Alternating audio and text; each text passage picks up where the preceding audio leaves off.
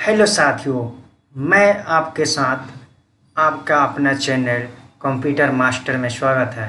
मैं आप सबों के बीच बिहार स्टेट 2025 का मैं कंप्यूटर साइंस सब्जेक्ट का chapter wise MCQ and with explanation के साथ ला रहा हूं आपके पास बिहार स्टेट के लिए बहुत बहुत इम्पोर्टेंट ये सेशन, जो कि हमारा आज का टॉपिक रहेगा जिस बेस पे यानी जो हमारा सब्जेक्ट टॉपिक है वो कंप्यूटर फंडामेंटल एंड जनरेशंस का है। इस हम सीरीज में आप लोग को 2500 एमसीक्यू कराएंगे। ये आप सबों के लिए बिहार स्टेट एग्जाम्स के लिए आप लोगों के लिए बहुत हेल्पफुल रहने वाला है। तो चलिए हम अपना क्वेश्चन स्टार्ट करते हैं। पहला क्वेश्चन है कि what period of time was the first generation of computer used. तो हमारे फर्स्ट जनरेशन की समय अवधि पूछ रहा है कि कब से कब था। तो मैं बता दूं कि यहाँ पे 1940 से लेकर यानी 1940 से लेकर 1956 यानी 1956 तक था, यानी फर्स्ट जनरेशन। आइए इसका एक्सप्लेनेशन देखते हैं। इस पीढ़ी में कंप्यूटर में इंटरनल मेमोरी के रूप में मैग्नेटिक ड्रम का उपयोग किया जाता था। इस जनरेशन में प्रोग्रामिंग मशीन असेंबली लैंग्वेज में की जाती थी। मशीन लैंग्वेज केवल 0 और 1 पर आधारित होती है। फर्स्ट जनरेशन की कंप्यूटर की समय अवधि 1940 से लेकर 1956 तक थी, जो कि वैक्यूम ट्यूब टेक्नोलॉजी पे आधारित है। तो यानी ये फर्स्ट क्वेश्चन आप लोग को क्लियर हो गया होगा। चलिए नेक्स्ट क्वेश्चन पे आते हैं। सेकंड क्वेश्चन है हमारे कि what period of time was the second generation of computer used. Second generation का टाइम पीरियड क्या था।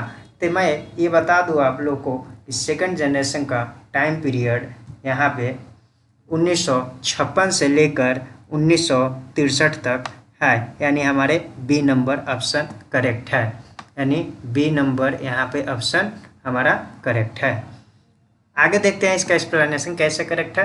तो आइए हम देखते हैं कि ऑप्शन बी यानी दूसरी पीढ़ी के कंप्यूटर में वैक्यूम ट्यूब को ट्रांजिस्टर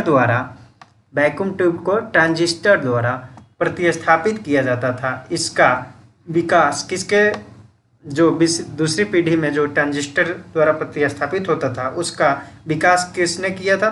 तो विलियम शाक्ले द्वारा 1947 में किया था। कंप्यूटर आकार में छोटे, तेज और सस्ते हो गए थे। इसमें मेमोरी के तौर पर चुंबकीय टेप का प्रयोग किया जाता था। जैसे में सेकंड जनरेशन ऑफ कंप्यूटर की समय अवधि की बात करें तो ये हमारा 1956 से लेकर 1963 तक था, ठीक है। और जो ट्रांजिस्टर टेक्नोलॉजी पे आधारित था। किस पे आधारित था। ट्रांजिस्टर टेक्नोलॉजी पे आधारित है। आगे चलते हैं। हमारा थर्ड क्वेश्चन है कि what period of time was the third generation computer used. यानी थर्ड जनरेशन की हमारे समय अवधि क्या थी जो कंप्यूटर यूज होता था। तो उसका मैं टाइम पीरियड बता दूं कि 1964 से लेकर 1971 तक था। यानी हमारे इसका आंसर हो जाएगा option number C is correct, ठीक है। इसका एक्सप्लेनेशन देखते हैं आगे कि सी नंबर से आंसर हमारे कंप्लीट है। तो इन कंप्यूटरों में ऑपरेटिंग सिस्टम का प्रयोग किए जाने लगा था तथा नए हाई लेवल लैंग्वेज का विकास होता था। जैसे बेसिक, यानी बेसिक का फुल फॉर्म हम बात करें तो beginners all purpose symbolic instruction and code होता था। आईसी के कारण कंप्यूटर अधिक तेज हो गया था। यानी आईसी की अपेक्षा में इस टाइम के पीरियड में क्या हुआ था, कंप्यूटर बहुत फास्ट चलने लगा था तथा इसके आंतरिक कार्य स्वचालित हो गए थे। यानी थर्ड जनरेशन ऑफ कंप्यूटर की समय अवधि की बात करें तो ये हमारे 1964 से लेकर 1971 तक इसका टाइम पीरियड था, जो कि इंटीग्रेटेड सर्किट टेक्नोलॉजी पे आधारित है। तो आप लोगों से टेक्नोलॉजी पे भी क्वेश्चंस पूछता है कि फर्स्ट जनरेशन या सेकंड जनरेशन या थर्ड जनरेशन में कौन से टेक्नोलॉजी का यूज होता था, प्रयोग होता था, उपयोग होता था, ये आप लोगों से क्वेश्चन भी पूछ सकता है। जैसे ICL 2903 यानी 2903, ICL 1900 और यूनिवैक यानी 1108 और सिस्टम 1360 इस पीढ़ी के मुख्य कंप्यूटर थे। यानी एग्जाम्पल्स में भी आपको पूछ सकता है। उम्मीद करते हैं ये क्वेश्चन आप लोग को अच्छी तरह समझ में आ रहा होगा। आगे चलते हैं। नेक्स्ट अपना क्वेश्चन है 4th नंबर, यानी what period of time was the fourth यहाँ पे थोड़ा मिस टाइप हो गया है कि यहाँ पे 4th होगा, यहाँ पे 3rd लिखा गया है, यहाँ पे 4th होगा। 4th generation of computer used, ठीक है।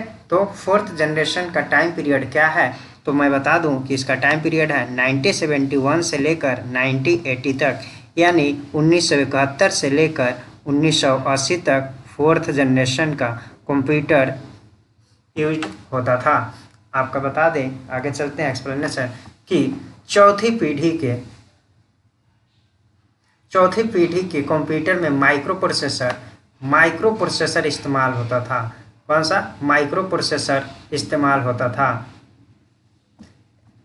जिसे लार्ज स्केल इंटीग्रेटेड सर्किट का नाम दिया गया है। यानी LSIC के बोल सकते हैं इसको, LSCI।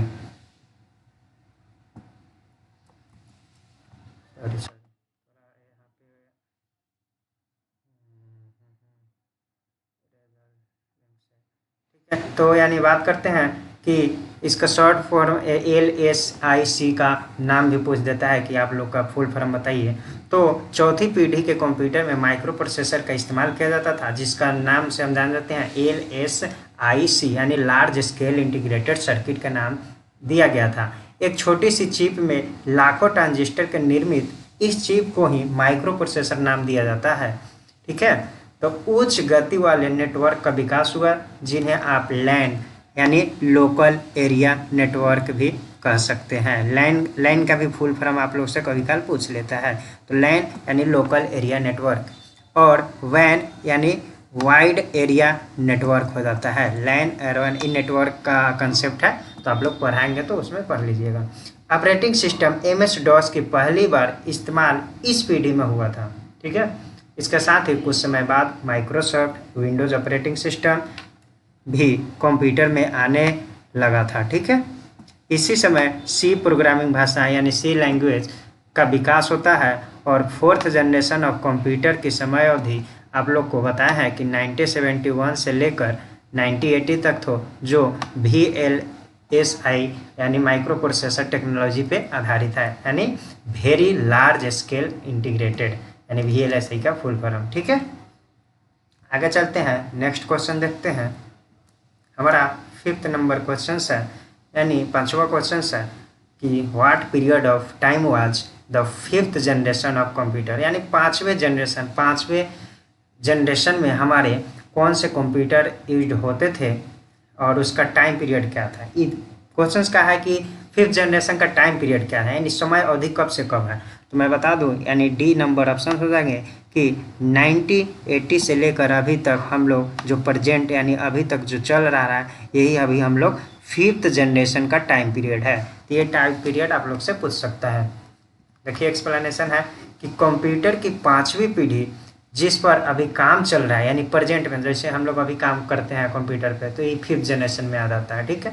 पर यह अभी तक यह स्पष्ट नहीं है कि 5वीं पीढ़ी किस दिशा में जाएगी, यानी 5वीं पीढ़ी के कंप्यूटर ULSI यानी अल्ट्रा लार्ज स्केल इंटीग्रेशन तकनीक पे आधारित है। इस जनरेशन के कंप्यूटर में कृत्रिम बुद्धि यानी आर्टिफिशियल इंटेलिजेंस क्षमता विकसित की जा रही है, यानी AI का प्रयोग किया जाता है। ये उसी अनुसार कार्य करेंगे। यानी 5th जनरेशन ऑफ कंप्यूटर की समय अवधि की बात करें तो 1980 से ये चलते आ रहा है। अब भविष्य में अभी तक कहाँ जाएगा, कौन सा पीरियड पर ख़त्म होगा, इसका कोई अभी अंदाज़ा नहीं लगाया जा सकता है। जो ULSI माइक्रो प्रोसेसर टेक्नोलॉजी पे आधारित है, ठीक है। तो आगे नेक्स्ट क्वेश्चन देखते हैं कि what type of technology was used in first generation of computer.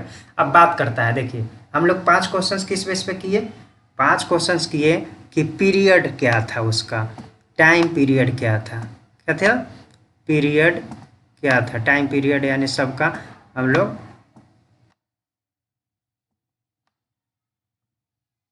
Time period देखे थे। ठीक है, 5th जनरेशन तक हम लोग टाइम पीरियड की कब से कब काल का उस सब था। ठीक है, तो अब हम देखेंगे कि उस टेक्नोलॉजी उस टाइम पीरियड में कौन सा टेक्नोलॉजी यूज होता था। ठीक है, तो यहाँ पे चलते हैं, अब बात करते हैं 6ठा नंबर क्वेश्चन पे कि what type of technology was used in first generation of computer, यानी फर्स्ट जनरेशन के टाइम में हमारा कौन सा टेक्नोलॉजी कौन सा चीज़ यूज होता था। तो मैं बात बताता हूँ आप लोग को कि फर्स्ट जनरेशन में यानी वैक्यूम ट्यूब नाम का टेक्नोलॉजी उस टाइम यूज होता था, यानी ऑप्शन नंबर सी हमारे पास क्या है, करेक्ट हो जाएगा। ठीक है, इस पे देखते हैं इसका एक्सप्लेनेशन, आखिरकार ये वैक्यूम ट्यूब क्या होता है।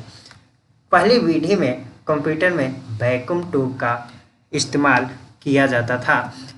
प्रथम जनरेशन में कई तरह के कंप्यूटर का निर्माण हुआ जो कि इस तरह है, इनैक यानी electronic discrete variable automatic computer, दूसरा एडवैक, तीसरा एडसैक यानी electronic delay storage automatic calculator, UNIVAC यानी यूनिवर्सल ऑटोमेटिक कंप्यूटर। आगे चलते हैं, 7th नंबर हमारा क्वेश्चन रहेगा कि what type of technology was used in second generation of computer, यानी सेकंड जनरेशन ऑफ कंप्यूटर में हमारा कौन सा टेक्नोलॉजी यूज होता था, प्रयोग होता था, वो आप लोग को बताना है। तो मैं बता दूं कि सेकंड जनरेशन में हमारा जो टेक्नोलॉजी यूज होता था वो वैक्यूम ट्यूब के जगह हमारा उस टाइम थोड़ा टाइम चेंज होता है और ट्रांजिस्टर का उपयोग होने लगता है, यानी हमारा option number B correct answer रहेगा। सेकंड जनरेशन में हमारा कौन सा टेक्नोलॉजी, तो ट्रांजिस्टर का यूज होने लगा। आइए यहाँ पे देखते हैं डिटेल में कि कंप्यूटर के सेकंड जनरेशन में वैक्यूम ट्यूब की जगह हमारा क्या यूज होने लगा था, ट्रांजिस्टर का उपयोग होने लगा था। ठीक है, यानी ट्रांजिस्टर वैक्यूम ट्यूब की अपेक्षा काफ़ी छोटा था, जिसके कारण इसे एक जगह से दूसरे जगह ले जाया जा सकता था, मतलब कि यह पोर्टेबल था। यानी सेकंड जनरेशन में कई प्रकार के कंप्यूटर डेवलप किए गए थे जो इस प्रकार है, जैसे IBM, CDC, हॉनीवेल, UNIVAC 1108 and HTC। ठीक है, यानी ये हमारा सेकंड जनरेशन में हमारा ट्रांजिस्टर उपयोग होने लगा था। आगे चलते हैं, 8वां नंबर क्वेश्चन कि what type of technology was used in third generation of computer, यानी हमारे तीसरा जो पीढ़ी थी उस टाइम के पीरियड में हमारा कौन सा टेक्नोलॉजी यूज होता था, प्रयोग होता था, ये आप लोग को बताना है। जैसे 8 नंबर का हमारे पास यूज होता यानी इंटीग्रेटेड सर्किट, यानी यहाँ पर हमारा option number A is correct हो जाएगा, जिसको हम लोग इसको शॉर्ट फॉर्म में IC भी बोलते हैं। क्या बोलते हैं, IC यानी इंटीग्रेटेड सर्किट, यानी हमारे थर्ड जनरेशन में इंटीग्रेटेड सर्किट उपयोग होने लगा था। ठीक है, यानी इसका बात करें तो कंप्यूटर के तीसरी पीढ़ी में IC यानी इंटीग्रेटेड सर्किट का प्रयोग किया जाता था।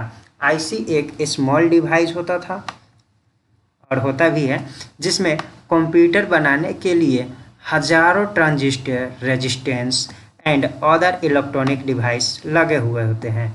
IC का आविष्कार रॉबर्ट नॉइस और जैक किवली द्वारा किया गया था। इस जनरेशन में बहुत प्रकार के डिवाइस का आविष्कार हुआ जो इस प्रकार हैं, देखिए जैसे PDP, PDP-8, PDP-11 और ICL 2900, IBM 360, IBM 370, ये सारे के डिटेल हम लोग आगे पढ़ेंगे। तो अभी यहाँ पे शॉर्ट में आप लोग देख लीजिए। ठीक है, आगे चलते हैं। अगला नंबर क्वेश्चन है कि what type of technology was used in fourth generation of computer, यानी चौथी पीढ़ी के टाइम में हमारे पास कौन सा टेक्नोलॉजी उपयोग होता था, ये आप लोग को बताना है। तो यहाँ पर आंसर हो जाएगा कि चौथी पीढ़ी के टाइम में हमारे पास माइक्रो प्रोसेसर नाम का टेक्नोलॉजी यूज होने लगा था। यानी ऑप्शन नंबर डी यहाँ पर करेक्ट आंसर होगा। यानी आंसर देखते हैं कि कंप्यूटर की चौथी पीढ़ी में माइक्रो प्रोसेसर का उपयोग किया जाता है। इस जनरेशन का कंप्यूटर अभी हमारे कंप्यूटर में यूज होता है, अभी भी हम लोग लेटेस्ट वर्जन में हम लोग देखते हैं। इस जनरेशन में कंप्यूटर को नेटवर्क के द्वारा एक दूसरे से जोड़ा जा सकता है। इस जनरेशन में हाई लेवल लैंग्वेज को डेवलप किया जाता है, जैसे C++। इस जनरेशन के कंप्यूटर VLSI यानी very large scale integrated technology का उपयोग करते थे, इसलिए इसे माइक्रो प्रोसेसर के नाम से जाना जाता है। इस जनरेशन में सबसे पहला जो था यानी पर्सनल कंप्यूटर जो था वो IBM कंपनी के द्वारा डेवलप किया गया था। तो उम्मीद करते हैं आप लोग को अच्छी तरीके से सब सारे डिटेल समझ में आ रहा होगा। अभी अगला क्वेश्चन आप लोग के बीच लाते हैं। यानी 10 नंबर क्वेश्चन है कि what type of technology was used in 5th generation of computer. 5वें पीढ़ी में कौन सा टेक्नोलॉजी का यूज होता है ये आप लोग को बताना है। तो मैं बता दूं कि 5वें पीढ़ी के जनरेशन में हमारे पास यहाँ पे ULSI जिसको हम फुल फॉर्म बात करते हैं, यानी ऑप्शन नंबर यहाँ पे डी देख सकते हैं कि अल्ट्रा लार्ज स्केल इंटीग्रेटेड, यानी ऑप्शन नंबर डी हमारे पास क्या हो जाएगा, सही हो जाएगा। इसको हम ULSI बोल सकते हैं। इसका शॉर्ट नेम में भी हम इस तरह बोल सकते हैं, ULSI बोल सकते हैं। ठीक है, यानी यूज होता था अल्ट्रा लार्ज स्केल इंटीग्रेटेड। हम लोग को 5th जनरेशन में यानी अभी चलता है, अभी यूज होता है।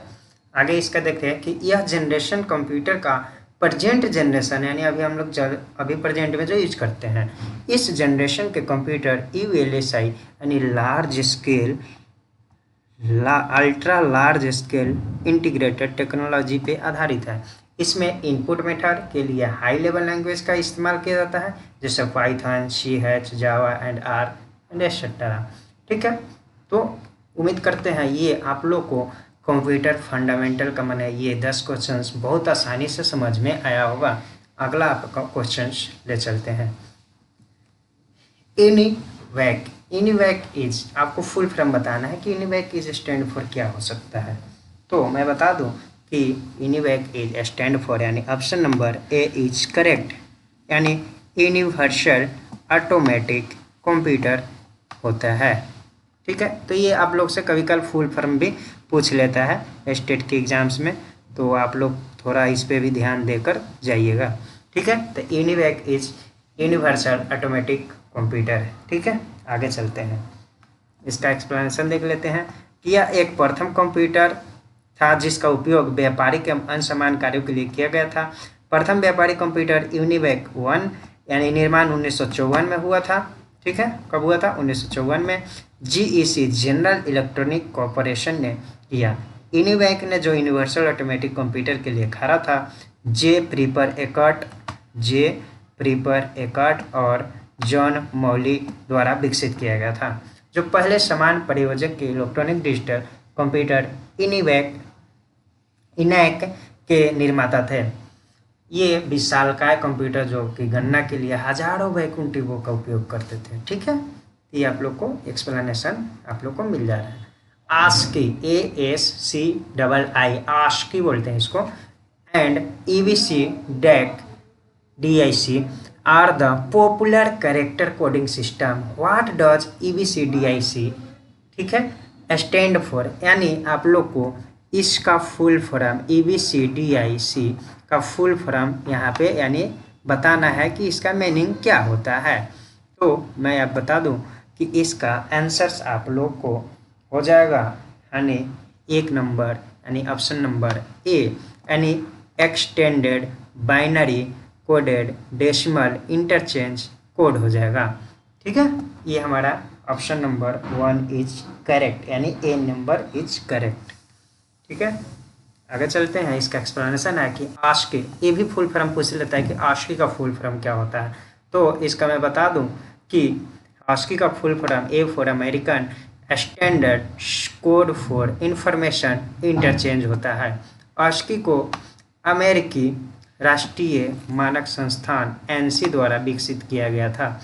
सूचना के आदान प्रदान की सुविधा के लिए संयुक्त राज्य अमेरिका यानी यूनाइटेड स्टेट ऑफ अमेरिका में एक मानक कोड तैयार किया गया, जिसे अब पूरी दुनिया में मान्यता प्राप्त है। यह आस्की के रूप में जाना जाता है। Extended binary code decimal interchange code ये होता है ईबीसी डीआईसी का फुल फॉर्म। मुख्य रूप से मेन फ्रेम ऑपरेटिंग सिस्टम पर उपयोग किए जाने वाला 8 बिट कैरेक्टर का एनकोडिंग है। ठीक है, आगे चलते हैं कि the brain of computer system is the brain of any computer system is, यानी कंप्यूटर का जैसा इंसानों का दिमाग, तो कंप्यूटर का ब्रेन यानी दिमाग किसे कहा जाता है? कौन सा इसमें? ALU, memory, CPU, control unit. आप लोग बहुत कंप्यूटर पढ़े होंगे और ये बेसिक चीज़ें हैं तो आप लोग को पता भी होगा कि ब्रेन ऑफ कंप्यूटर हम सीपीयू को कहते हैं, जिसका फुल फॉर्म होता है सेंट्रल प्रोसेसिंग यूनिट, यानी C number option is correct. यानी आगे चलते हैं इसका, देखिए कंप्यूटर ब्रेन एक माइक्रो प्रोसेसर है जिसे सेंट्रल प्रोसेसिंग यूनिट कहा जाता है, सीपीयू। यानी सीपीयू एक तरह का क्या है? चिप है, जिसमें लाखों छोटे ट्रांजिस्टर होते हैं जो कि basic input and output system BIOS, यानी बायोस भी पूछ देता है कि वह बायोस स्टैंड फॉर, यानी बेसिक इनपुट आउटपुट सिस्टम, ठीक है, नामक एक चिप होता है जो कि सीपीयू के साथ मिलकर काम करती है। बायोस एक प्रकार का क्या है? रोम है, यानी रीड ओनली मेमोरी। यदि आप सीपीयू को कंप्यूटर का मस्तिष्क मानते हैं तो आप बायोस को क्या मान सकते हैं? रीड मान सकते हैं। कंप्यूटर और मशीन के हार्डवेयर घटकों पर चल रहे सॉफ्टवेयर के बीच इंटरैक्शन को संभालना बायोस का काम है। ठीक है, ये आप लोग अच्छी तरीके से डिटेल में जान लिया कि सीपीयू का एक सेंट्रल प्रोसेसिंग यूनिट जिसे कंप्यूटर का ब्रेन बोला जाता है। ये किसके साथ मिलकर काम करता है? बायोस के साथ मिलकर काम करता है। जैसे सीपीयू को ब्रेन बोलते हैं तो बायोस को रीड मान सकते हैं। ठीक है, यही इसका मेन आप लोग का मोटो है। आगे चलते हैं, अगला क्वेश्चन 14 नंबर है कि ये हाइब्रिड कंप्यूटर का है। इसको आप लोग को यहाँ पे ऑप्शन दिया है, बता सकते हैं कि हाइब्रिड कंप्यूटर क्या होता है। तो resembles digital computer, resembles analog computer, resemble both and digital and analogue computer and none of above. यानी हमारे पास ये ऑप्शन हो जाएगा, यानी दोनों बोथ हो जाएगा, यानी option number C is right, यानी करेक्ट आंसर हो जाएगा, resemble both and digital and analogue computer. ठीक है, देखिए इसका आंसर हो जाएगा कि एनालॉग तथा डिजिटल कंप्यूटर के मिले जुले के रूप को हाइब्रिड कंप्यूटर कहते हैं। अर्थात हाइब्रिड कंप्यूटर में एनालॉग,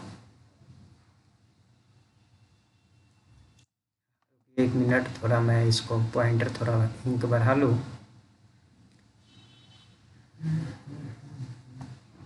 देखिए कह रहा है कि अर्थात हाइब्रिड कंप्यूटर में एनालॉग तथा डिजिटल दोनों कंप्यूटर का कॉम्बिनेशन पाया जाता है। ठीक है, जो हाइब्रिड कंप्यूटर होता है उसमें analogue computer and digital computer का दोनों का क्या होता है? कॉम्बिनेशन होता है। एक्चुअली जो हाइब्रिड कंप्यूटर होता है मेनली स्पेशलाइज्ड एप्लीकेशन के लिए काम के लिए किया जाता है, जहाँ पर एनालॉग एंड डिजिटल दोनों तरह का डाटा प्रोसेस होता है।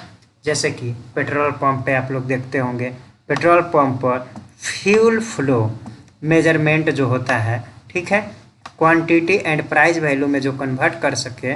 अस्पताल के आईसीयू में भी देखे होंगे कि एक एनालॉग डिवाइस एंड पेशेंट्स के ब्लड प्रेशर को टेम्परेचर मेजर करने में काम लेते हैं, जो भी बाद में वैल्यू और डिजिट फॉर्म में आता है, कन्वर्ट करके वो देता है। तो ये क्या है? ये सब हमारे पास क्या है? एक तरह का कौन सा कंप्यूटर है? हाइब्रिड कंप्यूटर का यूज किया जाता है।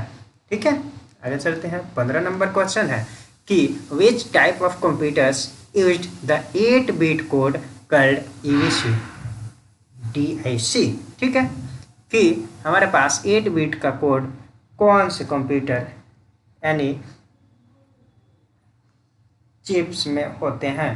तो आप लोग को मैं बता दूं कि ये हमारे पास आंसर हो जाएंगे, सी नंबर्स आंसर होंगे, यानी मेन फ्रेम कंप्यूटर हो जाएंगे, यानी मेन फ्रेम कंप्यूटर, यानी option number C is right answer. ठीक है, देखते हैं इसका एक्सप्लेनेशन कि extended binary coded decimal interchange code मुख्य रूप से मेन फ्रेम ऑपरेटिंग सिस्टम पे उपयोग किए जाने वाला 8 बिट कैरेक्टर, ठीक है। हम लोग 4 bit, 8 bit, 16 bit and 32 bit, उससे बाद 64 बिट, उससे बाद 128 बिट, ऐसे बिट सारे हम लोग देखते हैं, ठीक है। तो उसी में से 8 बिट कैरेक्टर को एनकोडिंग करते हैं।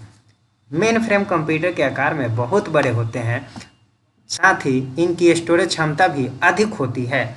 इनमें से अधिक मात्रा में डाटा पर तीव्रता से प्रोसेस करने की क्षमता होती है, इसलिए इनका उपयोग बड़ी कंपनियों, बैंक, सरकारी तथा विभाग में सेंट्रलाइज कंप्यूटर सिस्टम के रूप में किया जाता है, जैसे IBM 4381, ICL 39 series and CDS cyber series main frame computer के उदाहरण है। आगे चलते हैं, अपना अगला नेक्स्ट क्वेश्चन है कि the 2 major types of computer chips are. सोचिए क्या हो सकता है। कंप्यूटर चिप्स के जो टाइप्स है, 2 मेजर टाइप्स है, वो कौन कौन से है, ठीक है। तो मैं बता दूँ, यहाँ पे आप लोग को आंसर हो जाएगा। आप लोग क्या बता सकते हैं इसमें, सोचिए। मैं 30 सेकेंड का टाइम दे रहा हूँ।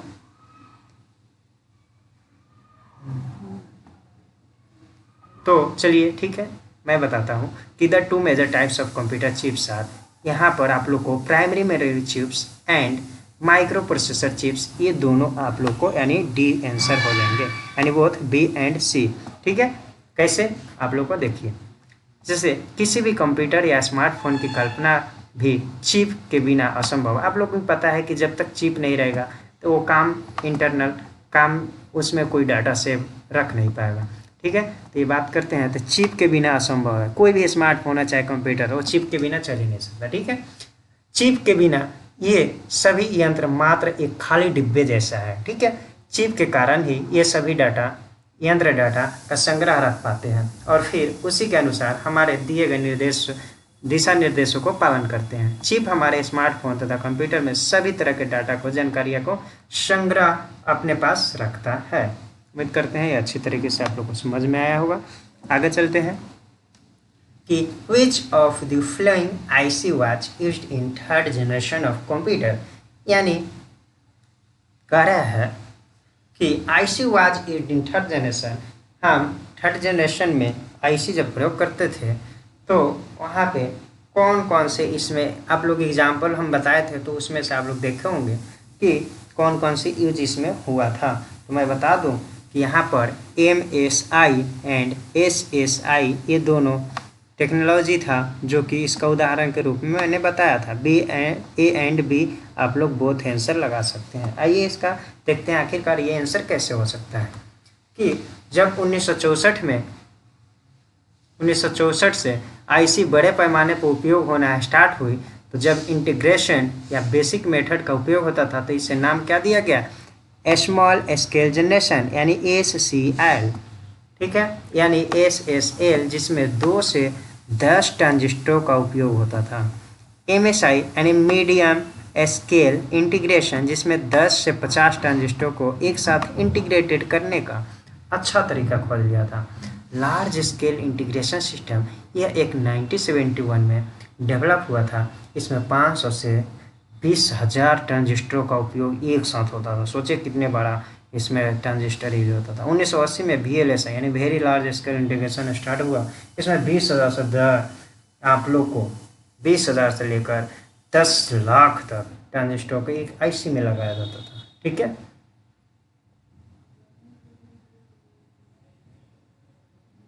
आगे देखते हैं 18 number question, which of the following was the special purpose of computer. Computer का स्पेशल पर्पस क्या था, आखिर ये सब लाने के पीछे रीजन क्या था।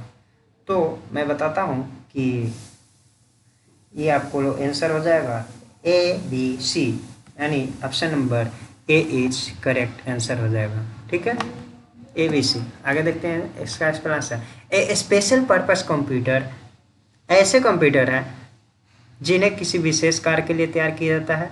इन्हें CPU की क्षमता उस कार्य के अनुरूप होती है जिसके लिए इन्हें तैयार किया जाता है, जैसे अंतरिक्ष विज्ञान, मौसम विज्ञान, उपग्रह संचार, अनुसंधान एवं प्रयोग, शोध, यातायात, नियंत्रण, कृषि विज्ञान, चिकित्सा आदि। एटोनोमस एंड क्लॉफर्ड बेरी ने एक इलेक्ट्रॉनिक मशीन का विकास किया जिसका नाम था एबीसी। देखिए यहाँ पे क्वेश्चंस बन सकता है कि एबीसी का कौन सा विकास किया, मैंने कौन सा सबसे पहले मशीन का विकास किया। तो ये यहाँ पे नाम दिया हो गया है कि एटाना शोफ एंड क्लॉफर्ड बेरी, ये दोनों मिलकर इस मशीन का आविष्कार किया था।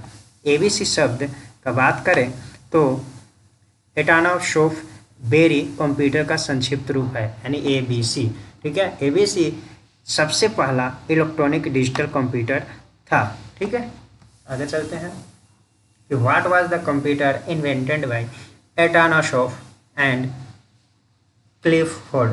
अभी बताया है कि इसका पूछ रहा है कि एबीसी यानी ये जो एटाना शोफ एंड क्लिफोर्ड है वो किसका इन्वेंटेड यानी आविष्कार किया था। तो मार्क आई या एबीसी या जेड थी या नन ऑफ दी अबव। तो अभी मैंने आप लोग को बताया था कि एबीसी का ये इन्वेंटेड किया था। ठीक है, तो हमारा राइट आंसर हो जाएगा यहाँ पर option number B is correct. ठीक है, आगे चलते हैं, देखते हैं कि एटाना शोफ तथा क्लिफोर्ड बेरी ने एक इलेक्ट्रॉनिक मशीन का विकास किया जिसका नाम क्या था, एबीसी। ठीक है, एबीसी शब्द एटाना शोफ बेरी कंप्यूटर का संक्षिप्त रूप है। एबीसी का सबसे पहला इलेक्ट्रॉनिक डिजिटल कंप्यूटर था। ठीक है, ये मैंने आप लोग को बताया था।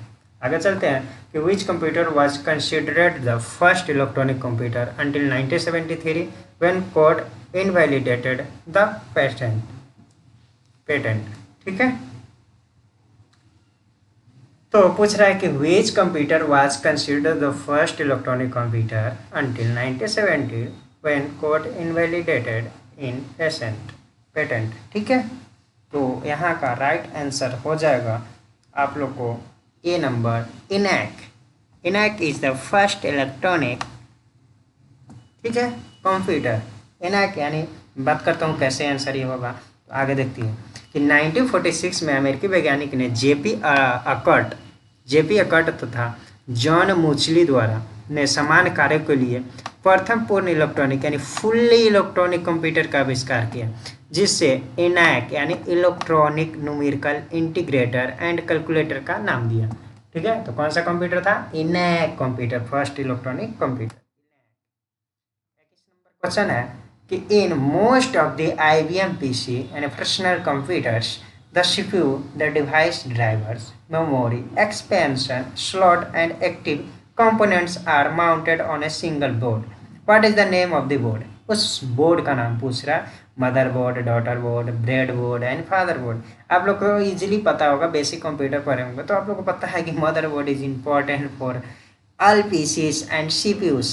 ठीक है, तो यानी राइट आंसर हो जाएगा यहाँ पे हमारा मदरबोर्ड, यानी option number A is correct. कैसे देखते हैं, मदरबोर्ड कंप्यूटर का सबसे महत्वपूर्ण भाग है जिसके सभी आवश्यक उपकरण जुड़े रहते हैं। किससे, इनमें CPU, RAM, SSD, monitor, BIOS, CMOS, mouse, keyboard आदि उपकरण शामिल हैं जो डेडिकेटेड पोर्ट्स के माध्यम से जुड़े रहते हैं। ये सब किसी न किसी वायर से जुड़े और पोर्ट से माध्यम से जुड़े रहते हैं। आगे चलते हैं, a modern electronic computer is machines that is meant for.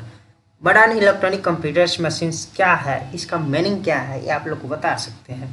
तो ये हमारे पास आंसर्स हो जाएंगे यहाँ पे B number, answer is correct, यानी option number B is correct. क्यों, क्योंकि input, storage, manipulations and outputting of the data, ये इलेक्ट्रॉनिक कंप्यूटर मशीन्स यानी इसका मतलब मीनिंग होता है। कैसे देखते हैं, आइए, B option number B is correct है। तो यानी कंप्यूटर, मॉडर्न कंप्यूटर का जनक हम लोग को पता है कि कौन सा है, चार्ल्स बेबेज को कहा जाता है। ठीक है, क्योंकि उन्होंने ही सबसे पहले मैकेनिकल कंप्यूटर का डिज़ाइन किया जिसे एनालिटिकल इंजन के नाम से जाना जाता है। इसमें पंच कार्ड की मदद से डाटा को इंसर्ट किया जाता है। कंप्यूटर को हम एक ऐसे एडवांस इलेक्ट्रॉनिक डिवाइस कह सकते हैं जो कि रॉ डाटा को इनपुट के तौर पर यूजर से लेता है, उस डाटा को प्रोग्राम यानी सेट ऑफ इंस्ट्रक्शन के द्वारा प्रोसेस कराता है और आखिर के परिणाम को आउटपुट के रूप में प्रकाशित कर देता है।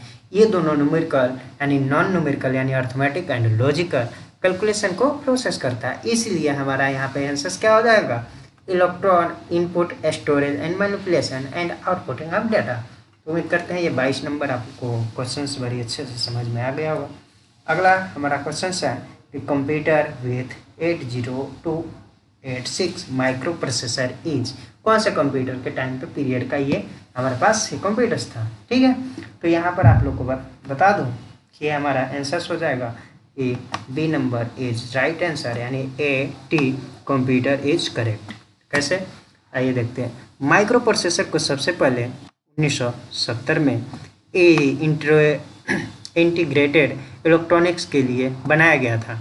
इस माइक्रो प्रोसेसर का ऑर्डर जापानी कंपनी बीजीकॉम ने इंटेल को दिया था, जिसमें 4 बिट माइक्रो प्रोसेसर को कनेक्ट किया गया, जिससे 4004 कहा जाता था।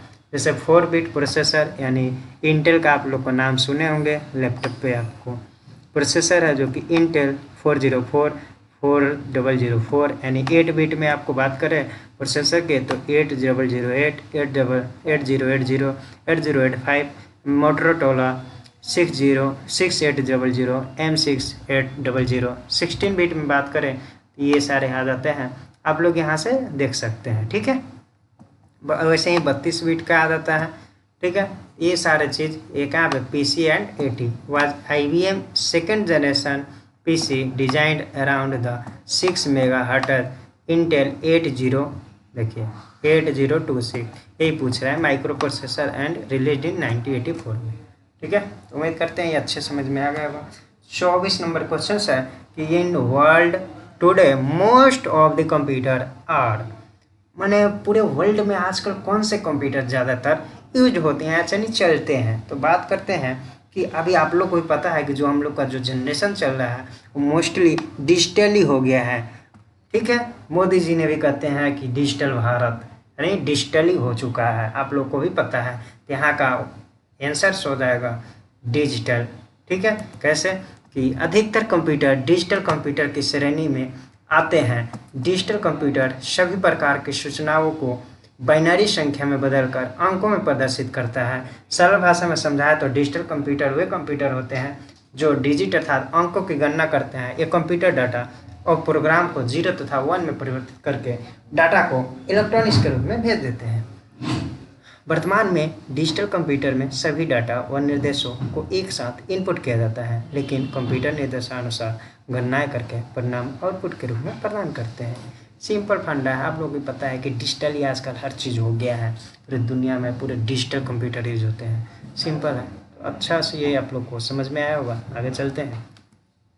Physical structure of computer is called, physical structures of computer is called क्या कहलाता है, तो डेट इज कल्ड आप लोग को यहाँ पर हो जाएगा हार्डवेयर, जिसे आप छू सकते हैं। ठीक है, यानी हार्डवेयर। ठीक है, हार्डवेयर इज हमारे option number B is correct. ठीक है, कैसे, आगे देखते हैं। बी, यह कंप्यूटर का फिजिकल कंपोनेंट है। इस कंपोनेंट को में सर्किट बोर्ड, क्या क्या आता है, सर्किट बोर्ड यानी ICS, दूसरे इलेक्ट्रॉनिक्स होते हैं जो स्क्रीन कंप्यूटर, टैबलेट, मोबाइल में किसी भी को हो सकती है। एक कंप्यूटर में जितने भी इनपुट एंड आउटपुट प्रोसेसिंग होता है, स्टोरेज डिवाइस है, वे सभी क्या है, एक हार्डवेयर है। HW यानी हार्डवेयर है। ठीक है, तो उम्मीद करते हैं ये आप लोगों को बहुत अच्छे से पूरे समझ में आ गया होगा और हर एक चीज़ आप लोग को बेहतरीन तरीके से ढंग से आप लोग इसको देखे होंगे और सुने होंगे। तो अब आज के लिए इतना ही सेशन, कल इसका पार्ट 2 लाऊंगा, तो आप लोग ज़रूर देखिएगा। जय हिंद।